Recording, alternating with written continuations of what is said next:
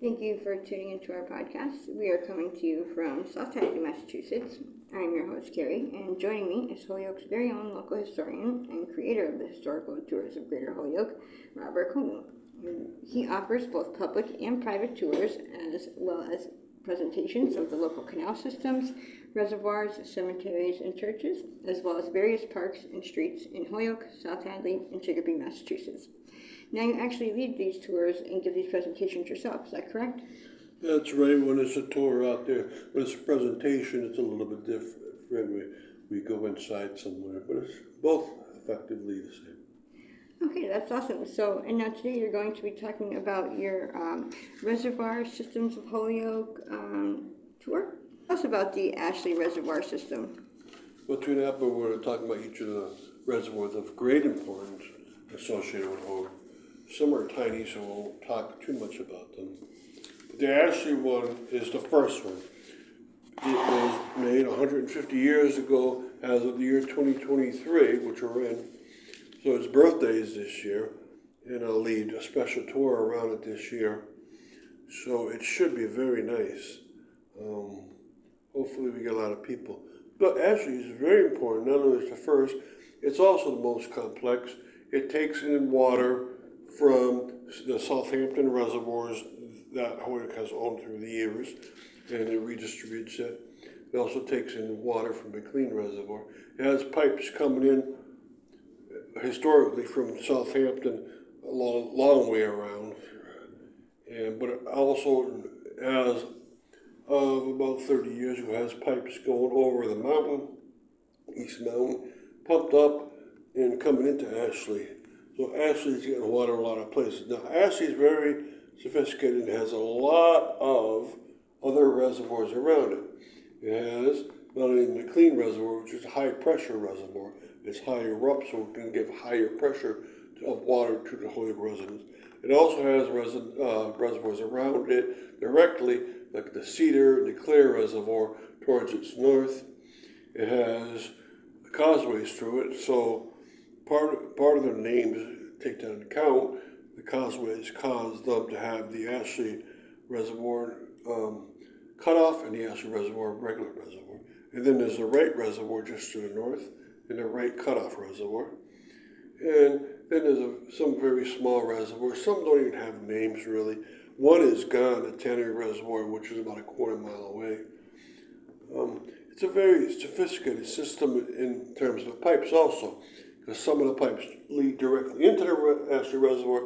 Some of the pipes go along the roadway to its western edge, and they have different functions. Some of the pipes come in from Southampton, push some of the water to Ashley, but some are diverted, never go into the Ashley, but go along the road to the west of the reservoir, and some collect water from McLean, mix the water together. Some keep going on their own, go around the Wright Reservoir, and go into downtown, whatever touch another reservoir from Southampton.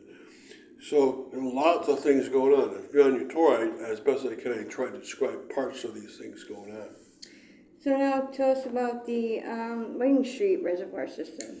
The Wading Street Reservoir System is the second reservoir system that came along. It came along in the 1880s compared to Ashley in the 1870s. And it's been non-functional. It lasted for 100 years, so it was built and ready in 1888, but by 1988, as of last year, it was functional. And since then, it's not been. The reason why was that they had found sediment building up inside the reservoir to a level that could not be acceptable anymore. So they would have to build a sedimentation plant to get rid of that sediment. Now, Ashley is a great place because it's not like, Wading Street is a great place because it's not like Ashley. Ashley is just to collect water from surrounding reservoirs and distribute it from itself and others, pipe plants. Whereas Wading Street Reservoir, it was a storage reservoir. It had an intake reservoir and a couple other smaller reservoirs. But mostly people like it because it was the entertainment section of Holyoke. Around it was the Mountain Park amusement park area. There's also the Wyckoff Golf Course. There's the Mount Tom State Reservation to one side. There was the Mount Tom ski area with an alpine slide. was a radio station. There was also a house on the top of Mount Tom, and they built that, and so White Street Reservoir was a scenic view for these people looking straight down. So White Street Reservoir is most famous for that, and it has a hiking trail right through it, and so people still go right around it.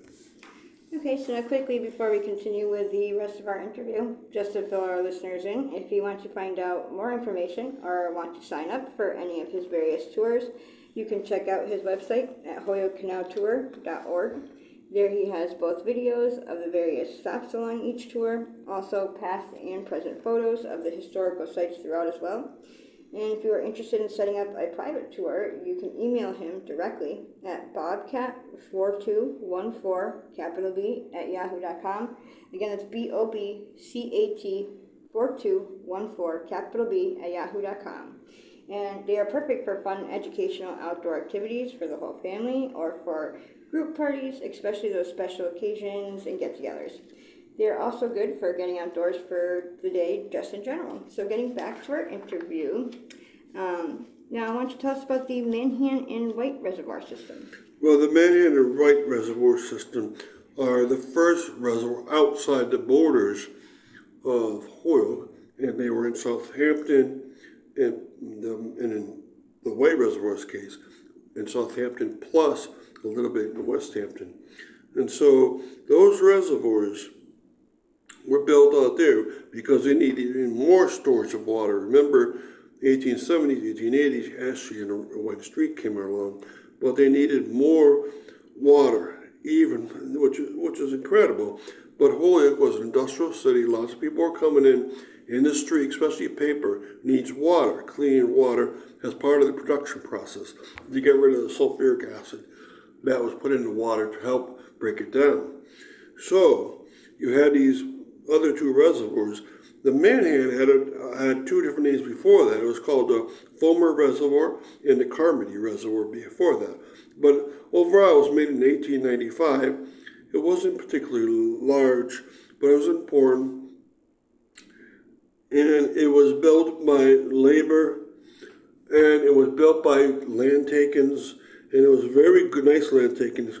Since the 1870s, Holyoke had been taking land by just asking people, do you want to sell your land out in Southampton yet? Do you want to sell yet?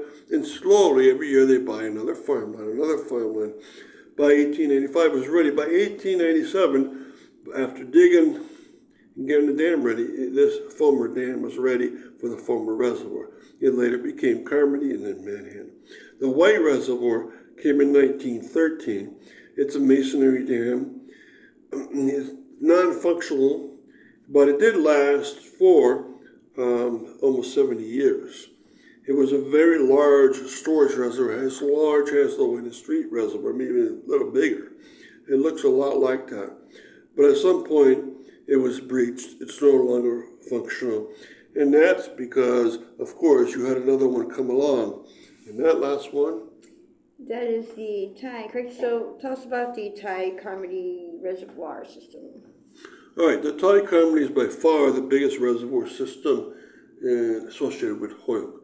It's 10 times the volume of water that any other reservoir associated with Holyoke has. So it's 10 times Ashley. It's 10 times or 12 times White Street Reservoir.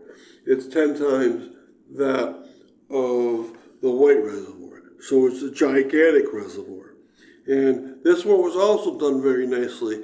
Every year, Holyoke would ask people in the western section of Southampton, you want to sell your land yet? You want to sell your land?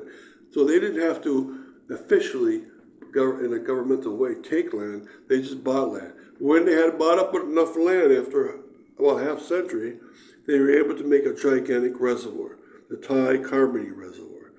And this is on the Manhan River. It was right where the one I mentioned before, the Manhan or the Carmody or the Fulmer Dam, that reservoir had to be submerged below this new reservoir coming in the Thai Carmody.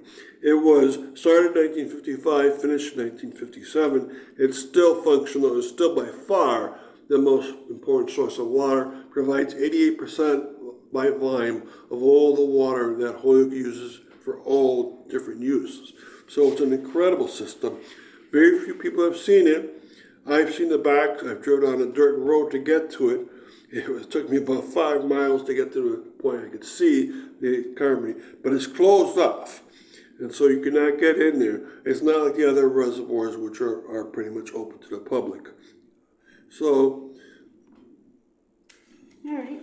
So thank you, Robert, for educating us on your tours, and we want to thank our listeners for tuning in.